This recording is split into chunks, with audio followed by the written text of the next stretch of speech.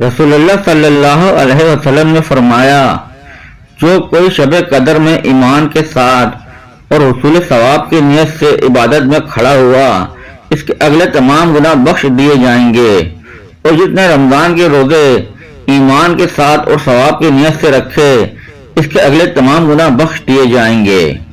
رسول اللہ صلی اللہ علیہ وسلم نے فرمایا، اس ذات کی قسم جس کے ہاتھ میں میری جان ہے، روزے دار کے منہ کی بدبو اللہ کے نزدیک کستوری کی خوشبو سے بھی زیادہ پسندیدہ اور پاکیزہ ہے۔ حقیقی روزے دار کون ہے؟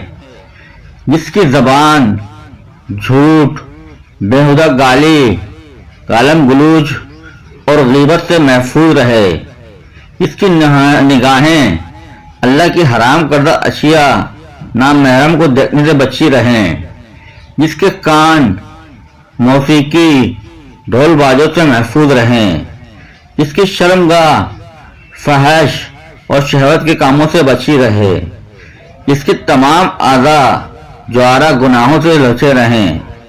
یہی روزے کی حقیقت ہے۔ روزہ صرف بھوکے رہنے کا نام نہیں۔